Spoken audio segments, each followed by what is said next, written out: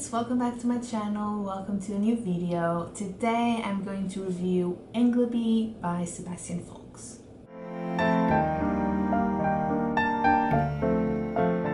If you don't know Sebastian Faulks, he's a British contemporary author. I've read two of his books before Engleby, and he's kind of a weird author to me because I loved one of his books and the other one was kind of like, I didn't hate it, just, I don't know, I was, okay, fine. You know, it didn't really have an impact, negative or otherwise, it was a book. So I was a little bit concerned about this one. I got this one, like what, 2 months ago maybe, at a book fair. I actually vlogged when I got these books. I got this one and I got Evermoria, but I was really excited about this one because I loved A Week in December by Sebastian Faulks, and even though this is a Portuguese translation, I was still like, I need to get it. It's Sebastian Faulks. I do have A Fool's Alphabet, if I'm not mistaken, and I haven't read that one. I was really excited about this one because this takes place, I mean, it's not super recent, it is set in the 1970s, but it goes from there, like, you know, it goes all the way up to 2016 or 2006. I know there's a 6 in there, but nevertheless, we follow this guy, Mike Engleby, and when we meet Mike, he is at university, and this is in the first person, which is super creepy. I don't usually read a whole lot of books in the first person. Maybe Murakami writes a lot in the first person, so maybe Murakami, but not always. You have to be really good at it. Otherwise it's just, you know, dialogue, and you have no narrative, you have no story. I think that's what happens most often, but maybe I just haven't read a whole lot of good books written in the first person. So I was a little bit anxious, but I really liked it. This is about Mike Engleby, and we sort of meet him when he's at university, and then we just follow him, you know, throughout his life. You know, he finishes university, he moves to London, he starts working, he's, you know, a grown-up now. However, he is kind of obsessed with this girl Jennifer at university. The story is just about his life, but Jennifer is always a big part of it, especially when she goes missing. This is not a spoiler because it is like the first thing you learn about this is that, you know, she goes missing. Nevertheless, this is a thriller and a really exciting one. At first I was a little bit, not bored, I'm not gonna say bored, but I was a little bit, you know, I wasn't really into it. I was reading it just for the sake of it. It wasn't a book that, oh my god, I need to read it, I need to read more and more.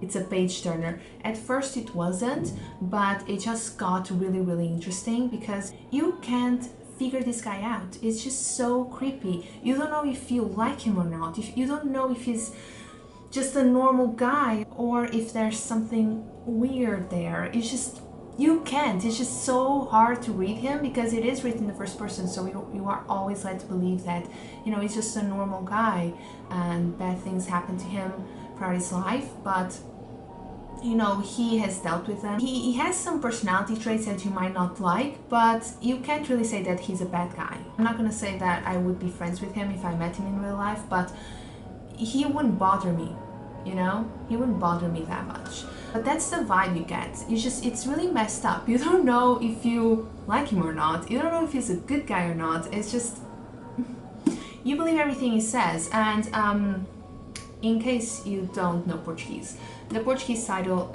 talks about memory, how memory can betray you. So something that you learn about Mike right away is that he has like this amazing memory. He can remember everything that he learns in terms of academics, but he forgets like parts of his own life. There is an instance in which he's talking about a trip and he goes to Istanbul and he knows he was there and he's telling you something that happened there, but he doesn't know how he got there. He can't tell you. He doesn't remember how he got there. I get it because sometimes we also block certain moments that happen in our lives just because we don't really want to think about them. That's why a lot of people like block funerals. In this case, it's not because it was traumatizing to him, it's just he can't remember everything that happens in his life, and you know that that's just going to come back. That, you know, characteristic is going to come back and is going to be huge. I really enjoyed it. I really liked the writing. Obviously I read the Portuguese translation, but I like Sebastian Faulks' writing as a whole. You know, even though I didn't like one of his books that much, doesn't mean that I didn't like his writing style. It's just, it was the story, the plot maybe that, you know, really didn't have an impact on me, but I really liked Ingleby. At first I thought it was going to be just a very simple thriller, easy to figure out, a mystery that was going to be easy to solve, but it was not. I was very impressed. I highly recommend it. I haven't read all of his books, so I don't know if you should start with Engleby, but if you like thrillers, this one was amazing, okay? Like, I was on the edge of my seat at a certain point. I'm not gonna tell you that the first part was really like a page turner, because you're just getting to know him, and it's like, well, why do I need to get to know this guy? Why is this important? Why should I care, you know? But you know, give it time, because this is going to keep you on the edge of your seat. It was a roller coaster. If you like thrillers, I highly recommend this one. If you don't know Sebastian Faulks, read A Week in December, Engleby. So far, I really enjoyed those two books. I'm going to read The Fool's Alphabet soon. I got it at a secondhand bookshop in London 2 years ago, and I haven't read it yet, but you know, I'm gonna get to it because, wow, this was really good. I want to give you a trigger warning for this book. So it mentions drug use, physical violence, psychological violence, stalkers, murder, people disappearing, trying to think if there's anything else. I think that's it. So I want to give you a trigger warning before you go and read the book, in case you're not staying for the rest of the video. But if you are, you know, welcome again. I want to talk about some specific things. So I mentioned that a classmate went missing. He's really obsessed with this girl, Jennifer. You believe everything he says because he is your narrator, but this guy is the definition of an unreliable narrator, okay? You can't believe anything he says because of his memory. You know that he is interested in Jennifer, and he just joins this university society that has to do with politics and debate and stuff just because of her, and he does everything in his power to be near her, and you actually believe that at some point, like, they're actually not friends, but you know, they talk to each other, they know each other, but he wants more. And then she goes missing, and you just, when she goes missing, it's like he's sad, but you don't really see him like heartbroken. And obviously you think that something happened, he has something to do with this, but because it's Mike narrating the story, Mike is telling you the story, it's really hard for you to see how he could have done it. Like, he would have told you. He is writing this sort of a diary, and he would have told you that he did it, you know? He doesn't mention it at all. So you get to a certain point, it's just like his memory betrayed him and he doesn't remember what he did. And it's just this, when you realize that he did something, but he didn't know or he didn't remember, and then when he did, he told you, oh my god, something happened, and that was like, what, years after Jennifer's disappearance, you realize that you don't know Mike at all. At first I couldn't even like picture him, you know, when the story is set, so you can imagine his clothes, his hair, accessories, but you don't really know if he's tall, if he's short, if he's beautiful or not. You don't know anything about him, and then everything just, somebody just drops all of this information on your lap, because you realize that this guy is so creepy. He has this idea that he's better than anyone else, and everybody else is just an idiot. He's superior, like a superior being, and you don't realize that until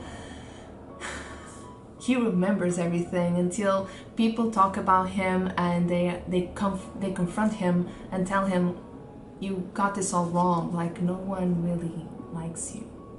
And it's not because people are afraid of you, like it's not because people are intimidated by you, they just don't really care.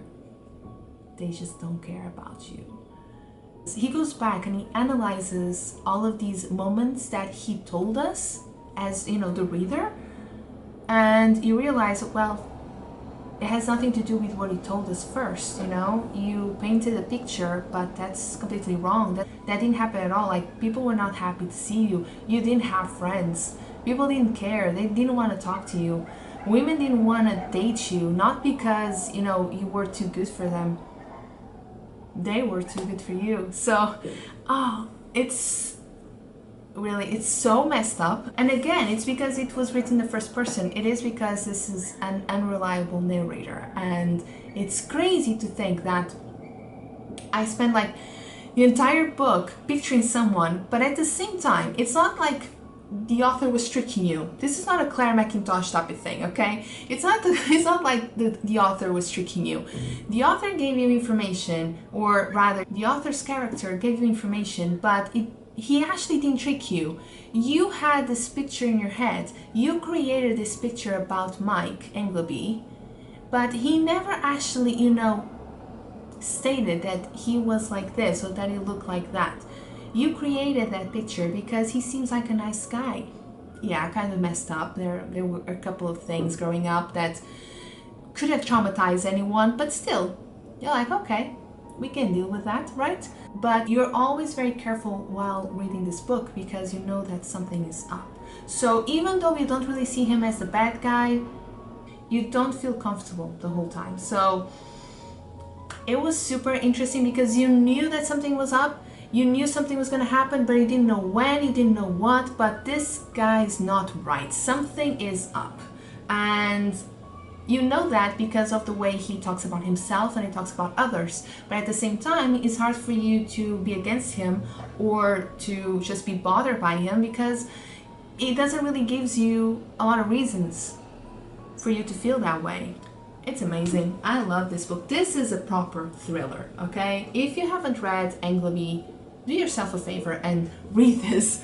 This was really good. I actually ran out of those colorful tab things, so I dog-eared my book, which I don't do, but like I said, I ran out of the tab things, so I'm going to get them and I'm going to tab this up.